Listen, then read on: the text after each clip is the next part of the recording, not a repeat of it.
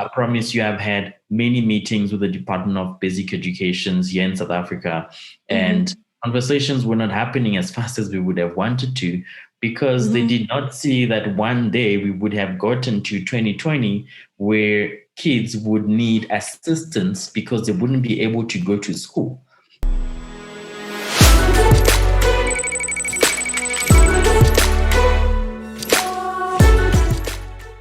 Hey, what's up, you people? It's Johanna, aka Jojo. I'm super excited because today we have with us Arnaud Kim. Arnaud is the owner of Kimard Studio, which is an interactive design company, and is also an interactive design lecturer. He was born in the Democratic Republic of Congo. He moved from Congo to South Africa in 2009 and currently lives there. His company recently launched a new educational game called Static City Math, which is available on iOS and Android, and soon to be on Windows as well. So thank you for your time, Arnaud. Welcome.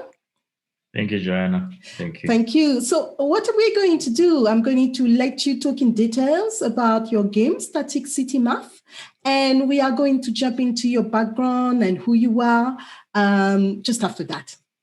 All right. So Static City Math is actually a game that was started in 2020, last year, during the pandemic. And I saw the need for a support for schools as well as parents. One of the problem actually that we tried to solve was to deal with parents that will be coming up with assessment or coming up with exercises for their kids by themselves, having to then turn them into teachers during the time of the lockdown with all the things that was happening. So with that, we then realized that there was an opportunity to dig up a project that we had started but paused a bit and then restarted again last year, so that we can then provide a solution to parents so that they can have a game that is actually fun, because within the game, you actually planning to be a tycoon. So you want to own as many buildings as possible. So those buildings are actually all these well-known monumental buildings that we know in the world. You've got the Eiffel Tower, you've got some buildings that are iconic in South Africa, you've got some from the US, around the world. And for you to own those, you actually have to play certain mini games or mini exercises within the actual game. And those exercises are based on addition, they're based on subtraction, multiplication, and also ascending and descending numbers, orders of numbers, and all that kind of stuff. So we then build the game around that. And as soon as you reach a certain number of points for a particular building, then you can own it. So it's also to create a bit of an interesting aspect within the game where kids can actually look forward to something and they can actually buy something. So the game is available for the age of 11 years old upwards. So adult also can just go there and try and train their brains a little bit. So an interesting thing that we also did was we created content that are based on the South African curriculum for mathematic definitions. So you've got definitions on additions, multiplications, integers, values, all those definitions that you would have throughout an entire year of studies, and some even further between between the age of 11 up to the age of 15 to 16. You basically have that in the game as well. And you can basically have the gameplay where you just play, and you can also go and learn where you have basically your private Google, if I can put it like that, within the game, and you just learn the game. So that's what the game is about, and that's the interesting product that we currently have, which we looking forward to have people just play it and then experience. That's great. Sounds like a little bit like Monopoly Is It it? is. It was actually based also on Monopoly, Okay. and because Monopoly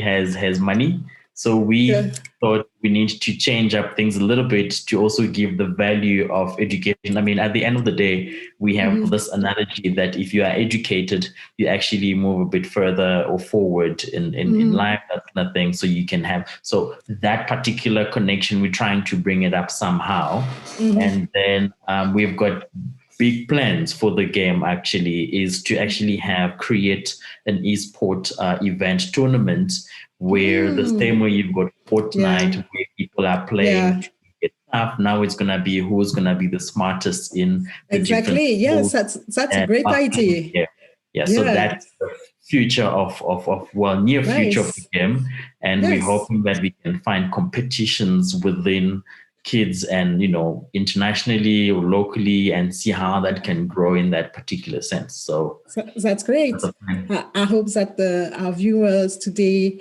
can go and download and start training themselves for this Yeah. tournament. Then, There'll be good prices. There should be good prices, yes, definitely. exactly. So you said that you released it last year. Exactly when and how is it going between last year and today? So let me clarify that we revisited it last year because we started rebuilding it again from when it was built. This is an idea that was already started way back in 2016. But then because as an entrepreneur as well, you look at opportunities to when something would grow. We had presented similar concepts to various partners that we wanted in 2016, and they were slow. Things were very slow. I promise you, I've had many meetings with the Department of Basic Education here in South Africa, and conversations were not happening as fast as we would have wanted to because they did not see that one day we would have gotten to 2020 where kids would need assistance because they wouldn't be able to go to school. And it's just this much that you can actually do from online learning or from a parent who still have to go and feed the kid and still be the tutor creating the tests. So those were definitely the reasons that brought us back to let's restart it. And then we definitely did our soft launch last week actually. All right. And Okay. I've just been waiting a bit to go see how the growth is happening there. So I Okay. haven't checked. I didn't want to check honestly, and I've just done that because also we've been a bit busy with some media releases and conversations in terms of speaking about the game. So it's get quite busy. Yeah. So viewers, in order for Arnaud to be very happy of his numbers, go and download the games. I'm going to Definitely. put the link in the description box. You go and download the game. Your children can play it. You can play it. It's going to be amazing. Yeah. So thank you very much. So let's dig in a little bit more about you quickly. How did you get into the gaming industry? And you say that you are as well a lecturer. Yeah. So how all of that is going? It's going very interestingly. When I left Congo, I came here because I wanted to do animation. So I wanted to do anything that has to do with animations. And then it happened that I almost missed the registration because I was still looking for a suitable institution. So I found this one, which is the China University of Technology. And then I went into the art faculty. And I ended up starting my journey in terms of just doing graphic design. So first year we did graphic design, and then second year we had to choose between graphic design and multimedia. So when I went into multimedia, I was having the hopes that, yes, I'm going to be doing animations, I'm going to be doing cartoons, and this is great. So things turned out that the interests moved a lot more into technology rather and what we were being exposed to than actually wanting to do animations. Then at that particular time, I started realizing that I had an interest in things that were interacting, things that were moving, things that were just doing things. So I moved into that particular point, and finished with my studies, and then got a lot more interested into how can I know how to build my game, because we're not taught how to build the games at the university, because that program was not a game design program or a game development program. And I got my first job. And then within the first job, I started looking around into what can I actually use to build a game. And I honestly can't remember exactly how I stumbled upon Unity. And I watched the first couple of videos of Unity, and I realized that, okay, so there's literally a program, a software that I can use that can allow me to do a few things. And it looks fairly easy because at that time, Unity had Uniscript as well as C Sharp and Boo, if I remember correctly. So Uniscript was close to JavaScript, and that was something that I could have at least understood because I knew a little bit of, I knew some JavaScript as well as HTML and CSS. And that was how I actually started the journey. Up to date, the biggest downloaded game that I've made was a simulation of a zoo, which was back in that time. And it's had, before we took it down, it had about 30,000 downloads, but the comments were terrible because there were so many bugs in it. And yeah, when you look at it, it was literally just a learning, but it was at a good time because at that time, people were a lot more interested to figure out what app can I take. There was quite a few platforms that we could put stuff on. So that has been the journey. And then today, I find myself now lecturing and being able to engage with students and give them a little bit more of what I probably wanted to be given at that time, so that when they get out of university, they've got a little bit more and they can just explore from that time already. So basically just giving back because I'm passionate about teaching or about sharing, and I learn, I share. So that's how great. Yeah. That's great. Okay. So actually, I ask you to tell me how you got into the video game industry before asking you to introduce yourself, and I'm not sure if you told us everything about you. Huh? I think I've told everything about me, but if I have to add, as I said, lecturer, entrepreneur. I'm basically someone who is hoping to contribute heavily into the way people are being educated. I myself, I didn't get educated through games, but I've got that strong belief and passion that it's going to get to that point, and we need to start providing tools to people to be able to have that autonomous learning and being able to move forward as they would want to. And that's basically how it is. I've got big family, so it's sometimes interesting to actually bounce back. I've got brothers who are musicians, so it gets a bit easier for me when I need particular games. I would actually game music. I would actually speak to my brothers, and I'd rather pay them, and then they do the music. So it becomes like a little business that's happening in the family where you just bounce off ideas from this one and the other one. Then an older brother who is also into business, and another brother who was into education as well, high school, primary education. So it's an environment where you can actually try and take something from the other. So that's how it basically goes, and that's how we're growing everything. And yeah, still grateful with the pandemic to still have also the parents around. So it's quite good to be also family oriented somehow. So talking about that, what are the challenges you talk about? And that's great that you have a big family to that you can bounce off ideas of and be there. And what are the challenges actually that you face or you have faced in the gaming industry? I would say it in the African gaming industry. In the African gaming industry, the biggest challenge has been exposure, to be honest, because an exposure, it's not that we would only want to have an exposure at an international level. It's not that we want the economy, the gaming economy, to actually start growing within where we are. And one of the most important thing that we would always want to have is the people that we built the games for to be the first that actually make up the biggest pool of people that are downloading it. Which is currently the opposite.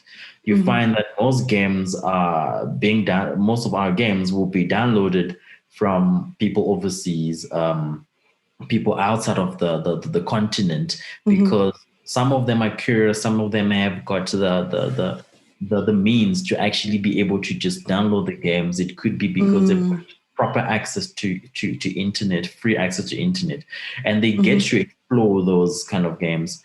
At the same time, now you have to start changing your approach over time, because you now have to care or take care of the customers that are mainly overseas, versus an approach where you would have wanted your concept, you would have wanted your ideas, you would have wanted your whole game to actually be benefiting a lot more the local environment, so that there are more people that realize that, oh, there's actually this game that was built by this guy that literally lives, in the next city. So I can also make games. And he ended up having now his company, which has 10 people. So I can actually also do that.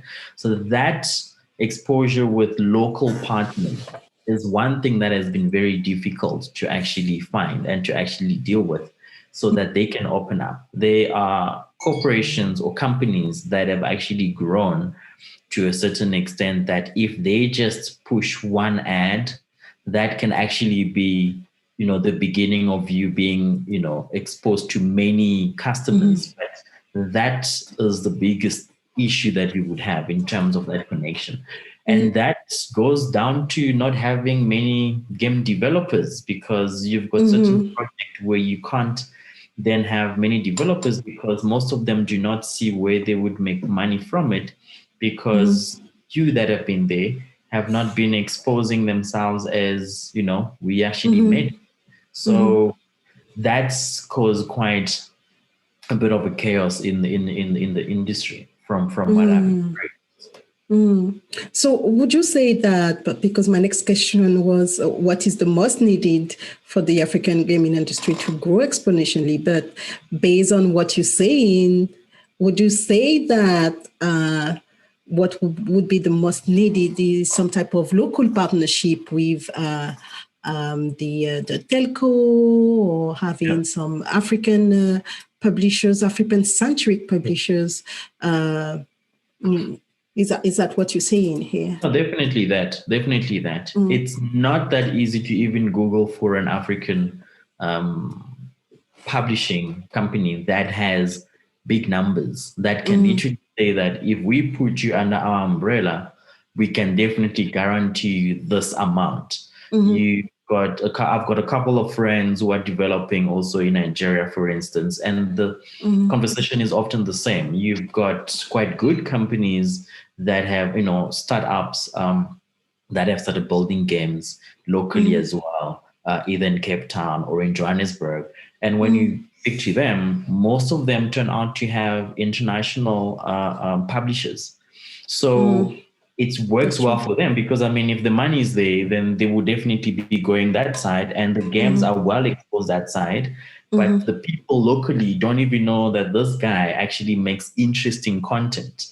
So those are areas that we need to have that particular assistance. And I believe that the moment that opens up, the moment these telecommunication companies open up, the moment we've got good, interesting publishers, or people that have already been ahead and that have already built games and turn a division into exposing other games as publishers and getting some fees because they already have big followers, that could still even be beneficial. But we need people that can expose the games to a local market. That is definitely going to be interesting. It's going to be one of the most interesting things that we can actually come across. I understand, but we don't have a lot of time. This can take so long because I was about to tell you, well, those publishers need to be interested and need to partner up avec because they need the structure, to actually market those games. Because as you said, people need to have the means to download those games. So you see, so it will be a partnership between the telco and those publishers as well. We can go on and discuss the whole night about it. It's always a long conversation when it comes exactly. and you can pinpoint some of them, but it's quite. All I think about this is that it's doable somewhere, somehow it's doable. We just need to find the right structure. Yeah, this is what I believe as well. Let's see what the world believe. If you have any views on that, you can put a comment, and Arnaud and myself will reply to you. So one of the last questions that I want to ask you is: do you think that the global crisis has improved the gaming industry ecosystem? The global crisis at the moment.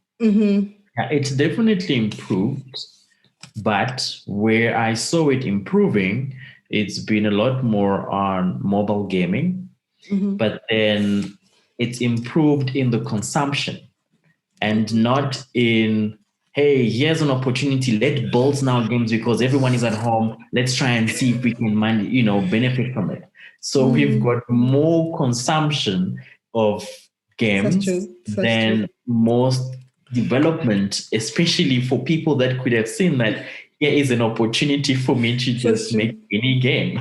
So that is what we tried to beat. And for us, for instance, it was a situation that, it's very important to deal with timing when it comes to technology. So let's try and take advantage of the time and let's hope that these kind of platforms will give us what we need. Yeah, well, I'm going to tell you something. There is, from an outside where I'm sitting, there is indeed an increase of interest about digital skills. There is definitely, I can tell you, around the world, not only in Africa, but around the world, there is this increase of upskilling the workforce, of upskilling the population.